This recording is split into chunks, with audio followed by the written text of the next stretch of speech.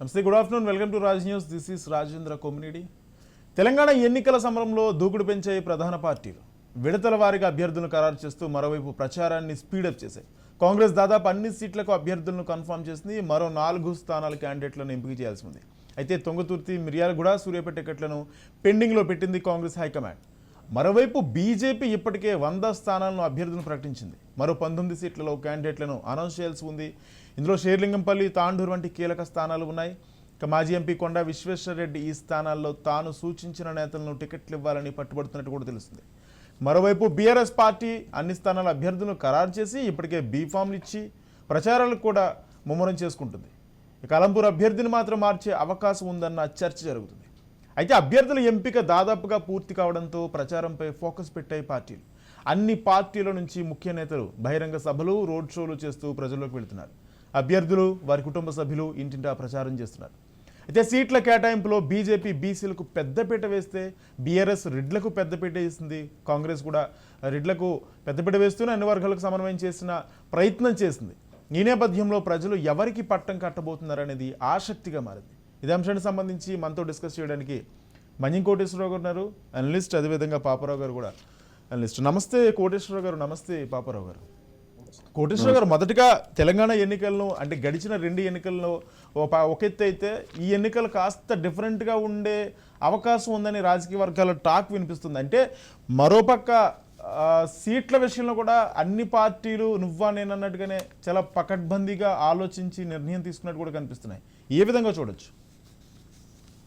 ఈ ఎన్నికల్లో ఒక తేడా మాత్రం స్పష్టంగా కనిపిస్తా ఉంది.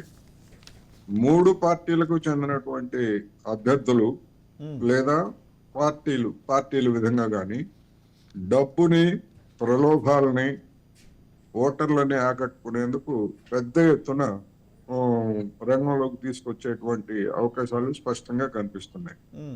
మునుగోడులో లేదా హుజూరాబాద్ లో ఏ విధంగా డబ్బు, మద్యం, ప్రలోభాలు ఎలా ఉన్నాయో ఈసారి రాష్ట్రంలోని మొత్తం అన్ని నియోజకవర్గాల్లో ఎక్కడన్నా ఒకటి అరా కొన్ని అంటే పాత బస్తీలో ఉన్నటువంటి కొన్ని నియోజకవర్గాల్లో మినహా మిగిలినటువంటి అన్ని చోట్ల కూడా అదే విధమైనటువంటి డబ్బు, మద్యం, ఇతర ప్రలోభాలు ఒక పెద్ద ప్రవాహం లాగా తెలంగాణని ముంచెత్తబోతున్నాయనేటువంటి మనం చెప్పుకోవచ్చు. ఇప్పటికే అటువంటి ధోరణులు మనకి ఎక్కడ చూసినా కానీ రోడ్ల మీద, ఫంక్షన్ హాల్స్ లో లేదా ఇతరత్ర సందర్భాల్లో చూసినప్పుడు భారీ ఎత్తున ఇప్పటికే అది కనిపిస్తాం.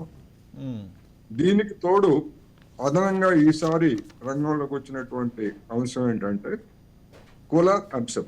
కుల అనే దానిలో కూడా సామాజిక సమీకరణలో బీసీ అంశం అనేటువంటి దాన్ని ఈ 3 పార్టీలు కూడా ఒక ప్రధానమైనటువంటి అంశంగానే తీసుకుంటాయి.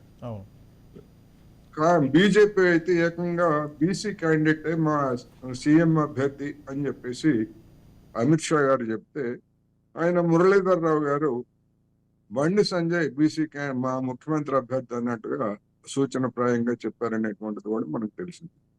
ఇక సీఎం అభ్యర్థులుగా మిగిలినటువంటి పార్టీల కంటే బీఆర్ఎస్ కును లేదా కాంగ్రెస్ కి అటువంటి సమస్య తలెత్తలేదు. కానీ బీసీ కార్డు తోటి బీజేపీ తన యొక్క సత్తాన్ని చూసుకోవడానికి లేదా తన అదృష్టాన్ని పరీక్షించుకోవడానికి ప్రయత్నిస్తా ఉన్నది. దానిలో భాగంగానే ఈ మిగతా 2 పార్టీలు ఉన్న సీట్లు బీసీలకు ఇచ్చిందనేటువంటిది ఒకటి. అదే సమయంలో బీజేపీ మీద కూడా ఉన్నటువంటి మనం ఏదైతే సమాజంలో అగ్రవర్ణాలు అని ఏదైతే పిలువబడుతున్నారో వాళ్ళకు కూడా బీసీలతో సమంగా 37 సీట్లు ఇచ్చింది. ఆ 37 సీట్లలో రెడ్డి సామాజిక తరగతికి పెద్దపీట వహిస్తుంది అనేది దాదాపు 27 సీట్లతోటి పెద్దపీట వహిస్తుంది. అందువలన బీజేపీ కూడా పేరుకి బీసీ కార్డు చెప్పినప్పటికీ బలమైనటువంటి సామాజిక తరగతుల్ని, డబ్బున్నటువంటి వాళ్ళని కూడా గణనీయంగానే దించిందనేది స్పష్టం. ఇక మిగిలినటువంటి 2 పార్టీల గురించి మనం చెప్పుకోక్కర్లేదు. పారాచూట్ క్యాండిడేట్లను దించి డబ్బున్న క్యాండిడేట్లని ఈ విధంగా అంతిమంగా నామినేషన్లు ఖరారయ్యి ఇంకా కొన్ని నియోజకవర్గాల్లో కొంతమంది అభ్యర్థులు కూడా మారే ఛాన్స్ ఉందని కూడా చెప్తున్నారు. అందువలన ఫైనల్ గా మనం అది చూసుకోవచ్చు. కానీ ఇప్పటికే ట్రెండ్స్ అనేటువంటివి ఇప్పటికే వెల్లడయ్యాయి అనేటువంటిది మనం ఇప్పుడు ఉన్నటువంటి పరిస్థితిని బట్టి చెప్పుకోవచ్చు. ఓకే అండి. కోటేశ్వరరావు గారు, పాపారావు గారు, పాపారావు గారు నమస్తే. ఒక పక్క కాంగ్రెస్కు చూసుకుంటే గతంతో పోల్చుకుంటే ఇప్పుడు కాస్త భిన్నంగా మెరుగుపడిందనే ఆలోచన కనపడుతుంది. అయితే ఈ నేపథ్యంలోనే కాంగ్రెస్ పార్టీకి ప్రధానంగా మిగిలిన పార్టీలతో పోల్చుకుంటే ఇటు రెబల్స్ అసంతృప్తుల బెడద కాస్త ఎక్కువగానే ఆ వేడి తాగినట్టు కనిపిస్తుంది. ఇది ఎంతవరకు అంటే కాంగ్రెస్ పార్టీ ఖచ్చితంగా ఈసారి అధికారాన్ని చేజెక్కించుకుంటాం, అధికారాన్ని ఫామ్ చేస్తామని ప్రమాణ స్వీకారాన్ని కూడా మేము రెడీ అంటూ కాంగ్రెస్ నేతలు వ్యాఖ్యలు చేస్తున్న నేపథ్యంలో ఆ ఎఫెక్ట్ ఎంతవరకు తగిలే అవకాశం కనిపిస్తుంది? అంటే రెబెల్స్ ఉన్నారు, కానీ గతానికి కాంగ్రెస్ పార్టీలో ఎప్పుడు రెబెల్స్ ఉంటారనేది నిజం. ఎప్పుడు రెబెల్స్ ఉంటారు, కాంగ్రెస్ పార్టీలో ఎప్పుడు అసంతృప్తి ఉంటది, ఆందోళన ఉంటది, ఓపెన్ గానే మాట్లాడుతూ ఉంటది. కానీ అది ఇప్పుడు ఉన్నటువంటి పరిస్థితి వేరు. మీరు ఉదాహరణ ఇందాక పటాన్ చెరువు ఆందోళన, ఒకటి పటాన్ చెరువులో క్యాండిడేట్ మార్పు గురించినటువంటి గొడవ ఒకటి జరుగుతుంది. దానిలో అలాగే దాంతో పాటుగా దామోదర రాజనరసింహ గారు కూడా కాంగ్రెస్ నుంచి వెళ్ళిపోతారా అనే ప్రశ్న ఈ రోజు ఒక చర్చ నడుస్తుంది.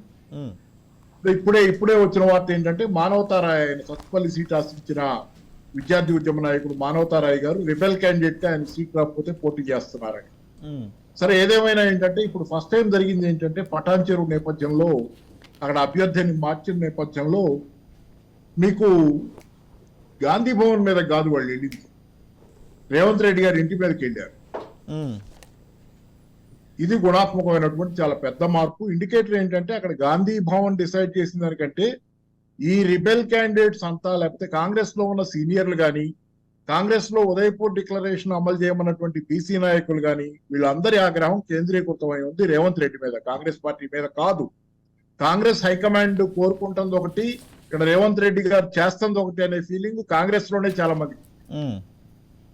పారాచూట్ అభ్యర్థులుగా కాంగ్రెస్ లో దిగిన వాళ్ళలో చాలా మంది రేవంత్ రెడ్డి మనుషులు అనేది, డబ్బులున్న వాళ్ళు అనేది, లేకపోతే రేవంత్ రెడ్డి గురించి ఇప్పుడు పత్రికల్లోనే, ఇదేం గాసిప్ ఏం కాదు, బయట చెవులు కొరుక్కుంటుంది ఏం కాదు, పత్రికల్లో వస్తున్న వార్తల ప్రకారమే రేవంత్ రెడ్డి గారు తన మనుషుల్ని పెట్టుకుంటున్నారు అభ్యర్థులుగా. రేపు పొద్దున అది ఇదై తను సీఎం కాకపోతే తను బయటకు వెళ్ళిపోయే ఆలోచన కాంగ్రెస్ నుంచి ఉందనే వాదనలు కూడా పత్రికా ముఖంగా వస్తున్నటువంటి వాదనలు. ఓకే, కాబట్టి ఏంటంటే ఖచ్చితంగా ఏంటంటే కాంగ్రెస్ పార్టీలో ఇప్పుడు ఉన్నటువంటి అసంతృప్తి, ఆందోళన గతంలో లాంటివి కాదు, చాలా ప్రత్యేకమైనటువంటి పరిస్థితి.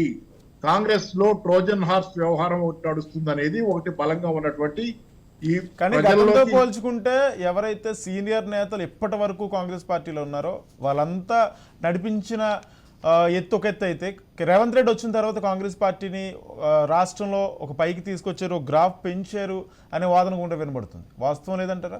రేవంత్ రెడ్డి వచ్చిన తర్వాత పెరిగిందనే వాదన ఎక్కడ దాకా వినపడుతుంది మీకు? నిన్న మొన్నటి దాకా బీజేపీ కూడా చాలా పెరిగిపోయిందని అనుకున్నారు బండి సంజయ్ ఉండగా. బండి సంజయ్ ఎప్పుడైతే ఆ స్థానం నుంచి పోయారో ఆ తర్వాత కాంగ్రెస్ కర్ణాటక ఎన్నికల తర్వాత రైజ్ అయింది. కర్ణాటక కేవలం రేవంత్ రెడ్డి వల్ల రైజ్ అయింది అనేది మాత్రం కాదు, రేవంత్ రెడ్డి పాత్ర కొంత చెబుతారు నిజమే, కానీ కర్ణాటక ఎన్నికల తర్వాత ఊపు వచ్చింది తెలంగాణలో కాంగ్రెస్ కి. అలాగే బండి సంజయ్ ని బీజేపీ పక్కన పెట్టిన తర్వాత బీజేపీ బీఆర్ఎస్ ఒకటే అనే వాదన వచ్చిన తర్వాత కాంగ్రెస్ మళ్ళీ బలపడింది అనేది. అంటే దీని అంతట్లో రేవంత్ పాత్ర ఏం లేదు అక్కడ, కానీ యాదృచ్ఛికంగా జరిగింది. ఆ మాటకు వస్తే తెలంగాణలో బీఆర్ఎస్ మాత్రమే నికరంగా ఓట్లు ఉన్నాయి, బీజేపీ ఓట్లు కానీ కాంగ్రెస్ ఓట్లు కానీ అటు ఇటు మారుతా పోతున్నాయి. మీరు గమనించండి, 2018 అసెంబ్లీలో కాంగ్రెస్ పార్టీ ఎక్కువ సీట్లు తెచ్చుకుంది, బీజేపీకి ఒకే సీట్ వచ్చింది. కానీ పార్లమెంటు ఎన్నికలు వచ్చే నాటికి 4 సీట్లు పార్లమెంటు బీజేపీకి వచ్చినాయి, కాంగ్రెస్ సీట్లు తగ్గిపోయింది. ఎందుకు? సీట్లు ఓట్లు షిఫ్ట్ అయిపోయినాయి, కాంగ్రెస్ వాళ్ళు అక్కడ నిలబట్టలేదు, వాళ్ళు వెళ్ళిపోతున్నారు బీఆర్ఎస్ లోకి, ఫిరాయిస్తున్నారు అనే దాని మీద. కానీ కాంగ్రెస్ ఓట్లు బీఆర్ఎస్ కి బీజేపీకి షిఫ్ట్ అయింది. అలాగే బీజేపీ ఓట్లు ఇప్పుడు కర్ణాటక ఎన్నికల తర్వాత కానీ, బండి సంజయ్ పక్కన పెట్టిన తర్వాత కానీ బీజేపీ వైపు ఉన్నారనుకున్న వాళ్ళు ఈ రోజు కాంగ్రెస్ కి షిఫ్ట్ అవుతున్న వాతావరణం వల్ల బలం పెరిగిన వాతావరణం. అంటే షిఫ్ట్ అవుతున్న ఓట్లు ఎవరి? అటు నుంచి ఇటు కానీ ఇటు నుంచి అటు కానీ బీజేపీ కాంగ్రెస్ మధ్య ఓట్లు షిఫ్ట్ అవుతున్నాయి. బీఆర్ఎస్ పరిస్థితిలో ఏ మార్పు రావట్లా పెద్దగా. అంటే ఈ బీఆర్ఎస్ తటస్థంగా ఉన్న ఓట్ల నేపథ్యంలో షిఫ్ట్ అవుతున్న ఓట్లు కాంగ్రెస్ కి ప్లస్ అయితే అనుకోవచ్చా? ప్లస్ అవుతాయి, కానీ కాంగ్రెస్ లో జరుగుతున్న ఈ కుమ్ములాటలు, నేను దామోదరం రాజనరసింహ గారు వెళ్ళిపోవటం అంటే రేపు పొద్దునది ఆయన డిప్యూటీ సీఎం గా కాంగ్రెస్ పార్టీ స్టాల్వర్త్, ఆయన సామాన్యమైన నాయకుడు కాదు. అలాగే పొన్నాల లక్ష్మయ్య గారు ఆయన వెళ్ళిపోవటం చిన్న చిన్న వాళ్ళు కాదు, అక్కడ జరుగుతున్న పరిణామాలు చాలా పెద్దవి ఉన్నాయి. కాబట్టి రానున్న 20 రోజుల పైన ఉన్నాయి సుమారుగా. కాబట్టి ఈ రోజుల్లో జరిగే పరిణామాలు కూడా చాలా కీలకమైనవి, ఎందుకంటే షిఫ్ట్ అయినాయి, కానీ అంతే ఈజీగా షిఫ్ట్ అవుతాయి అనే నేను చెబుతుంది. రెండో పక్కకు కూడా ఎటైనా, ఎందుకంటే కాంగ్రెస్ కున్న ఓట్లు నికరమైనవి కాదు, అటు ఇటు మారుతున్నాయి కాంగ్రెస్ బీజేపీ మధ్యగానే అటు ఇటు. కానీ నికరంగా అలాగే లేవు. పాపారావు గారు గడిచిన 2 ఎన్నికల్లో కూడా కాంగ్రెస్ పార్టీ అనుకున్న దానికంటే సాధించలేకపోయిందనే వాదన ఒకటి ఉంటే తెలంగాణ ఇచ్చిన పార్టీగా వాళ్ళు కాంగ్రెస్ చెప్పుకుంటున్న నేపథ్యంలో ఈసారి ఖచ్చితంగా అధికారాన్ని చేపట్టాలి, అధికారాన్ని ఫామ్ చేయాలి అనే ఉద్దేశంతోనే సీట్లకు సంబంధించి గెలుపు గుర్రాలకే సీట్లు ఇస్తున్ననే పరిస్థితి క్రియేట్ చేస్తుందని కాంగ్రెస్ పార్టీ చెప్తుంది. అది ఎంతవరకు అనిపిస్తుంది? గెలుపు గుర్రాల కంటే తన గెలుపు గుర్రాలకి రేవంత్ రెడ్డి గారు ఇచ్చుకుంటున్నారండి కదా. ఇక్కడ కాంగ్రెస్ పార్టీ గెలుపు గుర్రాలకి ఇస్తే సరే, అది పార్టీ పరంగా. ఈ రోజు ఇక్కడ ఏంటంటే కాంగ్రెస్ పార్టీలో కూడా చాలా మంది ఆరోపిస్తుంది రేవంత్ రెడ్డి గారు తన మనుషులకి ఇచ్చుకుంటున్నారు అనేది. అది కాంగ్రెస్ ఎలా అవుతుంది? అక్కడ కాంగ్రెస్ కాదు, రేవంత్ రెడ్డి గారు తన సొంత ప్రయోజనాలు చూసుకుంటున్నారనే ఆరోపణ అక్కడ బలంగా వస్తుంది. ఓకే, కోటేశ్వర గారు, ఒకటి కులాల వారుగా చూసుకుంటే బీజేపీ బీసీనే ముఖ్యమంత్రిని చేస్తా అని చెప్పిన బీజేపీ ఈరోజు బీజేపీకి సంబంధించి కూడా ఆ బీసీలు 37 మందిని ప్రకటిస్తే ఇటు బీఆర్ఎస్ కానీ కాంగ్రెస్ కానీ రెడ్లకి ప్రాధాన్యత కల్పిస్తూ బీఆర్ఎస్ ఏదైతే రెడ్లకి 40 సీట్లు, కాంగ్రెస్ 40 సీట్లు ప్రకటించింది. అంటే ఇప్పుడు బీజేపీకి బీసీ ఓట్లు ఏమైనా పాజిటివ్ అయ్యే అవకాశం ఉందా? ఇప్పుడు కొత్తగా బీజేపీకి అడుగు జారింది కర్ణాటక ఎన్నికల తర్వాత అనేటువంటిది అందరూ అంగీకరిస్తున్నది. రెండోది, బీజేపీలో ఆశ పెట్టుకొని బీజేపీ అధికారం సాధించబోతుంది అనేటువంటి అభిప్రాయంతో దిగినటువంటి పారాచూట్లు అందరూ కూడా ఒక్కొక్కళ్ళు కూడా వెళ్ళిపోతున్నారు మళ్ళా వేరే పార్టీల్లోకి.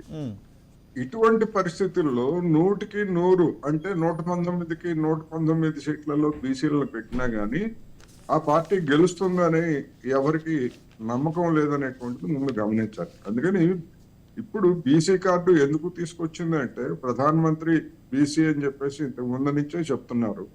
రెండవది, ఉత్తరప్రదేశ్ లో సోషల్ ఇంజనీరింగ్ పేరుతోటి బీసీ కార్డు ప్రయోగించి అక్కడ బీసీల్లోనే మళ్ళా బాగా అత్యంత వెనుకబడినటువంటి బీసీలని అణగదొక్కేస్తున్నారు. బీసీలు అంటే యాదవ సామాజిక తరగతికి చెందినటువంటి వాళ్ళంతా కూడా తొక్కేస్తున్నారనే ఆ విధమైనటువంటి రెచ్చగొట్టడం కానివ్వండి, లేకపోతే మొత్తం మీద ఏంటంటే ఇతర సామాజిక తరగతుల ఓట్లని అక్కడ బీజేపీ పొంది విజయం సాధించింది.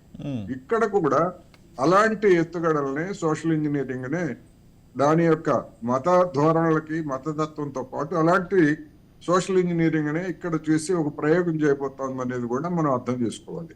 అందువలన ఏటికి ఎదురుతున్నటువంటి బీజేపీ ఎంత బీసీ కార్డును ఉపయోగించినా లేదా ఎంత ప్రధానమంత్రి గారిని రంగంలోకి దించినప్పటికీ దానికి వచ్చేటువంటి ఫలితాలు భిన్నంగా ఉంటాయని అనుకోను. ఎన్ని సీట్లలో అది డిపాజిట్లు తెచ్చుకుంటుంది అనేటువంటిదే ఇప్పుడు ప్రశ్న.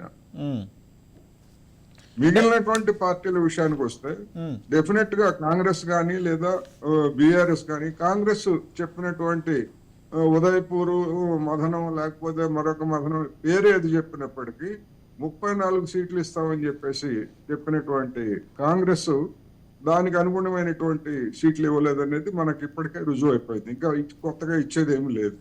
అందువలన అది కూడా ఒక విధంగా చెప్పాలంటే సామాజిక న్యాయానికి అనే దానికి తూట్లు పొడిచింది అనేది స్పష్టం.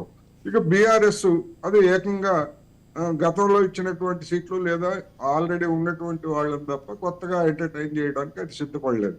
అంటే చావో రేవో ఉన్నోళ్ళతోనే తేల్చుకుందాం, గెలిస్తే అందరం గెలుస్తాం, పోతే అందరం పోతాం అనేటువంటి ఒక తెగింపుతోటి బీఆర్ఎస్ ఉన్నది.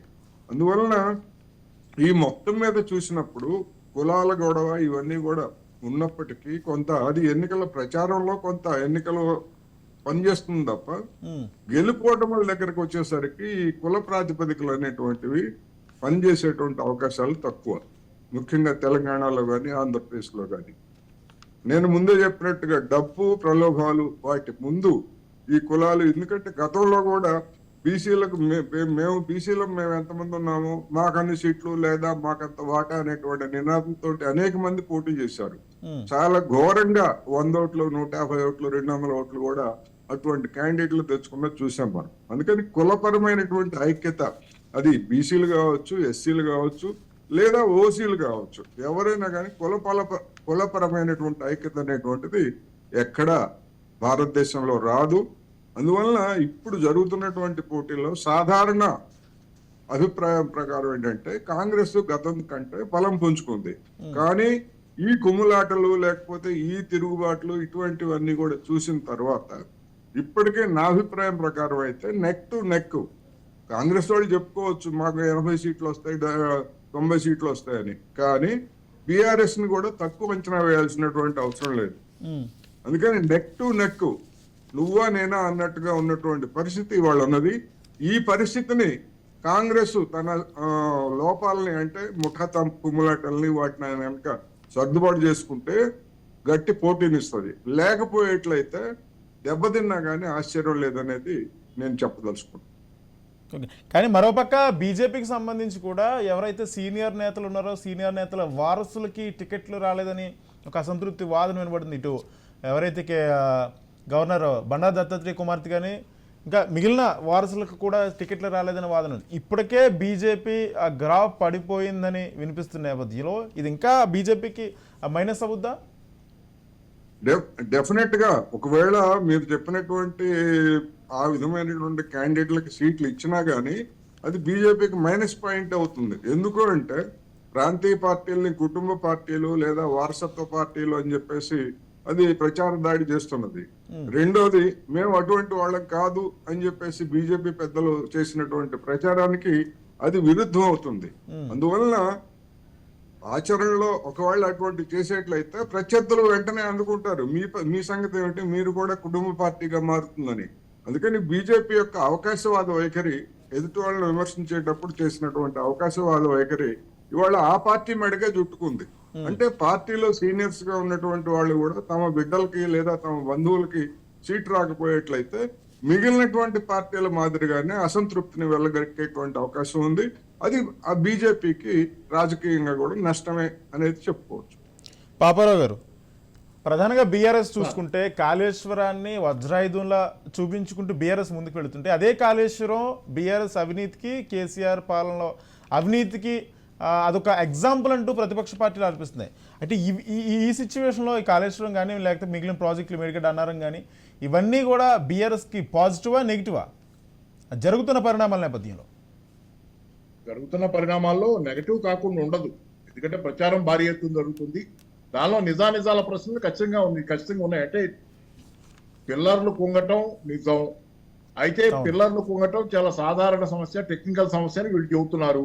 అయితే కాళేశ్వరం అనేది ఒకే ప్రాజెక్ట్ కాదనేది గమనించాలి. చాలా మంది అనుకునేది ఏంటంటే, గతంలో నేను కూడా అనుకునేది కాళేశ్వరం అనేది ఒకటే పెద్ద ప్రాజెక్ట్ అని. కాదు, అది చాలా చిన్న చిన్న డ్యాముల తాలూకు కలయికగా ఉన్నటువంటి ఒక పెద్ద ప్రాజెక్ట్. అందుకని ఏంటంటే దీనిలో కుంగిన ఎన్ని 2 చోట్ల అన్నారం మేడిగడ్డ ఇంకో చోట ఇది జరిగింది తేడాలు. దానిలో కూడా ఏంటంటే ఇప్పుడు వినపడుతున్న వాదనలో ఆ టెక్నికల్ ఇది అనేది ఎల్ఎన్టీ చేసింది కాబట్టి దానిలో లోపం ఉంటుందని. మామూలుగా మనం ఎల్ఎన్టీ గురించి మనకు తెలిసిందైతే ఎల్ఎన్టీ అనే సంస్థ సాలిడ్ గా ఉండే అంతర్జాతీయ ప్రాజెక్టులు కూడా ఇంప్లిమెంట్ చేసే సంస్థ కాబట్టి అదేవి కేసీఆర్ గారి బంధువు కాదు కదా అనేది ఒకటి వాదం. ఇది అయితే మీడియా ఏకపక్షంగా ఉందనేది చాలా సందర్భాల్లో ఈ కాళేశ్వరం జరిగిన పరిణామాలు మనకి పూర్తిగా అర్థం కాకపోయినా మీడియా ఏకపక్షంగా ఉందనేది కూడా కొన్ని సందర్భాల్లో కేసీఆర్ గారి మీద పగపట్టినట్టు ఉందనేది కూడా కొంత నిజం. దానిలో సందేహం లేదు. కేసీఆర్ గారి గురించి కొంత మీడియా, ఒక సెక్షన్ మీడియా చాలా పెద్ద ఎత్తున క్యాంపెయిన్ చేయడానికి ప్రింట్ మీడియా కూడా చాలా పెద్ద ఎత్తున క్యాంపెయిన్ చేస్తుంది. అది జరుగుతుంది కాబట్టి నిజాలు తెలుసుకోవడం అంత తేలిక కాదు. కాకపోతే ఒకటే జ్యోతి, ఇట్లాంటి యాక్సిడెంట్లు చాలా తరచుగా జరుగుతూనే వస్తున్నాయి సార్. ఇప్పుడు ఉమ్మడి రాష్ట్రంలో 16 ప్రాజెక్టులు డ్యామేజ్ అయినాయి. 16 ప్రాజెక్టులు ఈ రకమైన డ్యామేజ్లు రకరకాలు జరిగినాయి. అలాగే ఏదో ప్రాజెక్టు మొత్తం గేటే కొట్టుకుపోయింది. నీళ్లు ఓపెన్ అయ్యే గేటు మేడిగా అది ప్రాజెక్ట్ ఏదో సంథింగ్. ఉమ్మడి రాష్ట్రంలో చాలా ప్రాజెక్టులో ఉమ్మడి రాష్ట్రంలో కూడా యాక్సిడెంట్లు జరిగినాయి. ఇట్లాంటివి జరిగినాయి. ఇదేం ఫస్ట్ టైం జరగటం కాదు. కాకపోతే దీనిలో ఏంటంటే తొందరపాటు పెట్టారు కేసీఆర్ గారు అనేది ఒకటి. ఆ తొందరపాటు పెట్టడం వల్ల, వెంటబట్టడం వల్ల అది క్వాలిటీ తగ్గి ఇలా జరుగుతుంది అనేది, ఆయనే ఇంజనీర్ అనేది అయ్యాడు అనే ఆరోపణలు, ఎన్ని బలమైన ఆరోపణలు, దానికి సందేహం లేదు. అయితే దాన్ని మళ్ళీ అవినీతి ఆరోపణతో ఎలా ముడిపెడతారనేది నేను చెప్పలేదు. అది పొసగవు. ఎందుకంటే ఆయన ప్రాజెక్టులు వేగిరం చేయాలనేది తనకేదో క్రెడిట్ వస్తుంది, ఇమేజ్ వస్తుందని చేసి ఉంటారు తప్పితే దానిలో మళ్ళీ అవినీతి అనేది తీసుకొచ్చి 1,00,000 కోట్ల అవినీతి అంటున్నారు. ఇంత చేస్తే మేడిగడ్డ ఎంత 1,800 కోట్లు, మేడిగడ్డ వరకు విడిగా చూస్తే దానికి 1,800 కోట్లు. మిగతా ఇవన్నీ ఆ సమాహారం, ప్రాజెక్టుల సమాహారం ఏదైతే ఉందో కాళేశ్వరం కింద దాని అంతటికే అయింది 80,000 కోట్లు. దానిలో ఇప్పుడు మేడిగడ్డ ఏదైతే డ్యామేజ్ అయింది అంటున్నారో దానికి 1,800 కోట్లు. అన్నారం కూడా అట్లాగే ఉంటుంది, ఎన్ని కోట్లైనా కానీ. అదే మొత్తం 80,000 కోట్ల ప్రాజెక్టు మొత్తం పోయినట్లుగా చెబుతున్నారనేది. సరే, ఏదేమైనా ఏంటంటే దీనిలో నిజాలు నిగుదేయాలంటే కొంత టైం పడుతుంది. ఎందుకంటే ఎన్నికల వేళలో ఎవరు చెప్పేది వాళ్ళు చెబుతారు కాబట్టి. పైగా కేంద్రం నుంచి వచ్చినటువంటి బృందం కూడా 2 రోజుల్లో తేల్చిన విషయం కొంచెం దాన్ని గ్రౌండ్ లెవెల్లో దిగి చూడాల్సింది చాలా ఉంటాయని కూడా నేను అనుకుంటున్నాను. అయితే ఏదేమైనా ఏంటంటే కొంత టైం తీసుకుంటుంది. టైంకి ఏదైనా అంటే నిజమైతే దాగదు కదా. నిజమైతే ఏదో రోజు ఇవాళ కాకపోతే రేపు ఎన్నికల తర్వాత అయినా ఎన్నిసార్లైనా బయటకు వస్తాయి. బహుశా నేను అనుకుంటున్నాను తప్పు కనుక చేసి ఉండి ఎగ్జాగరేటెడ్ గా ప్రచారం చేస్తే ప్రతిపక్షాలే ఈ విషయం మాట్లాడవు. ఆ తర్వాత కూడా మాట్లాడి దాని గురించి బయట పెట్టాలనుకుని దానిలో లోపాలు తేవాలనుకుంటే దానిలో నిజం ఉందని మనం అనుకోవాలి. ఈ లోపుగా ఏంటంటే అది ఒక చర్చకి ఆస్కారం ఇచ్చేది, కొంత ఇమేజ్ ని డెంట్ చేసే విషయం మాత్రం ఖచ్చితం అనేది నిజం. ఇంకోటి కేసీఆర్ ఇప్పటి వరకు కూడా జరిగిన 2 ఎలక్షన్లు కూడా ఒక చోట పోటీ చేస్తే ఇప్పుడు 2 చోట్ల పోటీ చేయడం అంటే ఎన్నికల స్ట్రాటజీయా, లేకపోతే ఈటల రాజేందర్ని గజ్వేల్లో ఒకవేళ గట్టి పోటీ వస్తే కేసీఆర్ సీట్కి ఏమన్నా ప్రమాదం జరిగే అవకాశం ఉన్న నేపథ్యంలో ఇంకో చోట పోటీ చేస్తున్నారు అనుకోవచ్చు? అవి ఉండొచ్చు. ఎందుకంటే ఇప్పుడు ఆయన అయితే గజ్వేల్లో ఆయనే చెప్పారు కదా, నేను ఇక్కడికి రాలేదు, ఈసారి నెల వస్తాను, అట్లాంటివి చెప్పారు. అదేం తప్పేం కూడా కాదు. మమతా బెనర్జీ ఓడిపోలేదా బెంగాల్లో? మమతా బెనర్జీ ఆ సీట్లో ఓడిపోయిన తర్వాత మళ్ళీ ఎలక్షన్లు అయిపోయిన తర్వాత ఇంకో చోట సీట్ వేకేట్ చేసుకుని కంటెస్ట్ చేసి గెలిచారు. అదేం పాపం నేరం ఏం కాదులేండి, కానీ దానికి అది పెద్ద పాపం. 2 చోట్ల కంటెస్ట్ చేస్తే ఏదో బలహీనం అని అదేం చెప్పలేము. ఎంత పెద్ద నాయకుడైనా చాలా పెద్ద వాళ్ళు ఇందిరాగాంధీ ఓడిపోలేదా? ఎవరెవరో ఓడిపోయారు ఈ దేశంలో. అంటే ప్రజలు బలవంతులు, అది గ్రహించాల్సిన. అంతేగాని ఆ నియోజకవర్గం పట్ల నిర్లక్ష్యం చూపిస్తే నియోజకవర్గం నుంచి ప్రాతినిధ్యం వహిస్తుంది ముఖ్యమంత్రి అయినా సహించాలి ప్రజలు అనేది ఒకటి. ఎందుకంటే తెలంగాణ ప్రజలు చైతన్యవంతులు, అందులో సందేహం ఏం లేదు. చైతన్యం చాలా ఎక్కువ ఉంది, రాజకీయ చైతన్యం తెలంగాణ ప్రజలు. కాబట్టి ప్రశ్న అది ఒకటి. రెండోది అయితే ఏంటంటే మరి ఇప్పుడు ప్రతిపక్షాల్లో ఉన్నటువంటి వాళ్ళు కూడా 2 చోట్ల పోటీ చేస్తామన్న వాళ్ళు ఉన్నారు కదా. నేను అక్కడ ఇక్కడ 2 చోట్ల చేస్తానని చెప్పిన వాళ్ళు ఉన్నారు కదా. దాన్ని మనం ప్రశ్నించడం మానేస్తున్నాం. వాళ్ళు ఎందుకు పోటీ చేస్తున్నారని అడగటం మానేస్తున్నాం కదా. వాళ్ళు కూడా భయం ఉండొచ్చు కదా, ఓడిపోతున్నామని భయంతో అనొచ్చు కదా. అందుకని ఏంటంటే ఉంటే ఉండొచ్చు. కేసీఆర్ గారు కూడా బహుశా జాగ్రత్త పడుతుండొచ్చు. జాగ్రత్త పడితే తప్పే ఉందనుకుంటాను నేను. ఎవరు జాగ్రత్త పడ్డా తప్పలేదు. కాకపోతే ఏంటంటే ప్రతిపక్ష నాయకులకు ఎక్కువ బలం ఉండాలి. మేము పోటీ చేసిన చోట గెలుస్తామని యాంటీ ఇన్కంపెన్స్ అని ఏదో ఒకటి ఉంటుంది కాబట్టి వాళ్ళకి అనుకూలత ఎక్కువ ఉందనే దాని మీద వాళ్ళకి ధైర్యం ఎక్కువ ఉండాలి. వాళ్ళకే లేని ధైర్యం ఒక పాలక పక్షంలో 10 ఏళ్ళు వెళ్ళిన తర్వాత సహజంగా. కానీ అది కాదు ప్రశ్న. తెలంగాణ మొత్తం ఓవరాల్ వాతావరణం, ఎవరు గెలవబోతున్నారు, ఎట్లా ఉంది వాతావరణం, ప్రజాభీష్టం ఏంటి అనేది ముఖ్యం. ఓకే, ఫైనల్గా పాపారావు గారు ఒక విషయం, ఎన్నికల్లో డబ్బు మధ్యం లేకుండా ముందుకు వెళ్తామని అన్ని పార్టీల నేతలు అందరూ ప్రతి ఒక్కరి నోట వినిపించే మాట ఇదే. ఇప్పుడు కూడా అదే అస్త్రాన్ని ప్రధానంగా చూపిస్తూ ముందుకెళ్తాం. అది సాధ్యం అవుద్దా, సాధ్యం అన్నది అందరికీ తెలిసిన విషయం. అంటే ఈ విషయంలో అధికారులు కూడా చూసి చూడనట్టుగా వ్యవహరించడం, అసలు ఎన్నికల ఆ నియమావళికి సంబంధించి కఠిన ఆంక్షలు ఉన్నాయని చెప్తున్నా ఎంతవరకు? అంటే ఇప్పుడు తప్పు చేయడానికి 1,00,000 మార్గాలండి. నేను పట్టుకోవడానికి ఉండి ఇన్నోవేటివ్ గా ఇప్పుడు సాఫ్ట్వేర్ లో హ్యాకింగ్ ఉంటుంది, సాఫ్ట్వేర్ లో బగ్ ఉంటుంది. బగ్ ను ఒక సాఫ్ట్వేర్ డెవలప్ చేస్తారు మీరు, దానిలో ఏదో రోజుకి ఎవడో ఒకడు పట్టుకుంటాడు. అందుకే కదా యాంటీవైరస్ కూడా నిరంతరంగా మారుతూ ఉంటుంది. యాంటీవైరస్ మెకాఫీనో ఇంకోటో నిరంతరంగా అప్డేట్ అవుతుంటాయి. ఎందుకంటే ఇటు పక్కన చిల్లులు పెరిగిన కొద్దీ యాంటీ హ్యాకర్ చిల్లులు ఎతికిన కొద్దీ అటు పక్కన మీరు. అట్లాగే ఇది కూడా ఏంటంటే అధికారులు పట్టుకోవాలని నిజాయితీ పరులు ఉన్న 1,00,000 మార్గాల్లో డబ్బు చారేసే మార్గాలు, యూపీఐలు, ఇట్లాంటి ఆన్లైన్ ట్రాన్స్ఫర్ ఇది వచ్చిన తర్వాత 1,00,000 మార్గాల్లో 1,00,000 పద్ధతుల్లో మీరు ట్రాన్స్ఫర్ చేయొచ్చు డబ్బులు జనాలకి. మద్యం సరే, మద్యానికి సంబంధించినంత వరకు కొంచెం డిఫికల్ట్ అయినా ఒకటి అలసత్వం ఉంది, వ్యవస్థలోనే అలసత్వం ఉంది, దానికి ఆధారం. అయితే నేను ఇప్పుడు కేటీఆర్ గారు వీళ్ళు కూడా చెబుతున్నారు కదా, ఎవరిచ్చినా డబ్బులు తీసుకోండి. టీఆర్ఎస్ వాళ్ళు చెబుతున్నారు, మిగతా వాళ్ళైనా డబ్బులు తీసుకుంటే ఎవరిచ్చినా తీసుకోండి, కానీ ఓటు మాత్రం మీ ఇష్టానుసారం వేయండి అనేది. ఈ గతంలో ఆమ్ ఆద్మీ పార్టీ లాంటి పార్టీయే చెప్పాల్సి వచ్చింది. ఎక్కడా డబ్బులు ఇవ్వకుండా పోటీ చేసిన పార్టీ కమ్యూనిస్ట్ పార్టీ లాగే అది కూడా అవినీతి రహితంగా, అంటే అట్లీస్ట్ ప్రజలకు డబ్బులు ఇచ్చే విషయంలో డబ్బులు ఇవ్వకుండానే ఎన్నికల్లో అవినీతికి పాల్పడకుండా పోటీ చేస్తున్నానని చెప్పి చేసింది. అలాంటి పార్టీ కేజ్రీవాలే చెప్పాడు ఢిల్లీలో మొదటి ఎన్నికల్లో ఏమనంటే అందరూ డబ్బులు ఇస్తా ఉంటారు, తీసుకోండి కానీ ఓటు మాత్రం నాకు వేయండి అన్నారు. దీన్ని దాటలేము, అది మాత్రం నిజం. ఓకే. డబ్బులు ఇస్తారు, డబ్బులు ఇస్తే ఇచ్చేదాన్ని మనం ఆపటం సాధ్యం కాదు, తీసుకోవద్దంటే జనాలు ఒప్పుకునే పరిస్థితి లేదు. ఎందుకంటే అవును. ఏమనుకుంటున్నారు ప్రజలు, బయటకు వచ్చి డబ్బులు ఇచ్చిన నాయకుడు ఇంట్లోంచి బయటకు వచ్చిన మనిషి ఏమంటున్నాడంటే నా డబ్బులు ఇంకా చాలా ఉన్నాయి అక్కడ, ఇప్పుడు ఇది కాస్తే ఇచ్చాడు, ఇంకా చాలా ఉన్నాయి, నేను తీసుకోవాల్సిన నా దగ్గర చాలాగా చేశాడని చెబుతున్నారు. నాయకుల మీద నమ్మకం లేని చోట ప్రజలను మాత్రం నిందించే ఉపయోగం లేదు. డబ్బులు ఇవన్నీ నడుస్తాయి, కానీ ప్రజలు డబ్బులతోనే అందరూ గెలిస్తే కనుక డిమాండింగ్ ఫ్యాక్టర్ కూడా వచ్చిన సిచ్యువేషన్ కనిపిస్తున్నాయి కదా చాలా చోట్ల. డబ్బుల కోసం ప్రజలే డిమాండింగ్ ఫ్యాక్టర్ లో వెళుతున్న సిచ్యువేషన్స్ కూడా కనిపిస్తున్నాయి కదా. పేద ప్రజలను ఆ విషయంలో నిందించలేం, కానీ మధ్యతరగతి వాళ్ళు కూడా ఏంటంటే అపార్ట్మెంట్ లో ఉండే వాళ్ళు, ఇండిపెండెంట్ హౌస్ లో ఉన్న పెద్ద పెద్ద ఇళ్ల వాళ్ళు కూడా వచ్చి అసోసియేషన్ కూడా, అపార్ట్మెంట్ అసోసియేషన్ కూడా డబ్బులు అడిగే పరిస్థితి, మా అసోసియేషన్ కి చందా ఇవ్వండి అనే పరిస్థితి, మాకు ఆ సమస్యలు ఉన్నాయి, పరిష్కారం చేసుకుంటాం. అది ఇంతకంటే ఇప్పుడు సమాజం ఓవరాల్ గా ఎప్పుడో ఇది కార్ల్ మార్క్స్ చెప్పింది ఏంటంటే సమస్త విలువలు డబ్బు విలువకు దిగజారిపోతాయి అనేది, డబ్బే అన్నిటిని నిర్దేశిస్తుందని చెప్పాడు. అదే జరుగుతుంది, దీనిలో పెద్ద ఆశ్చర్యం ఉంది. ఇప్పుడు గొంగట్లో తింటా వెంట్రుకలు ఎత్తినట్టు డబ్బు పాత్ర గురించి మాట్లాడుకుంటే ఏం ఉపయోగం? మొత్తం అన్ని సంబంధాలు డబ్బు సంబంధాలై, కుటుంబంలో సంబంధాలు కూడా డబ్బు సంబంధాలు అయిన తర్వాత ఇక డబ్బు గురించి, డబ్బు పాత్ర గురించి ఎంత మాట్లాడుకున్నా వేస్ట్. ఓకే సార్, మారిందాక. Right, thank you Paparao garu, thank you Koteswararao గారు. మొత్తంగా తెలంగాణ ఎన్నికలకు సంబంధించి అన్ని పార్టీలు చాలా దూకుడుగా ముందుకు వెళుతున్న నేపథ్యంలో అన్ని ప్రధాన పార్టీలు కూడా ఎన్నికలకు సంబంధించి తమ వ్యూహాలని పదును పెడుతున్నాయి. ప్రజలు ఎవరికి పట్టం కట్టబోతున్నారో కూడా వేచి చూడాల్సిన అవసరం ఉంది. ఇది ఇవాల్టి special discussion. Keep watching Raj news.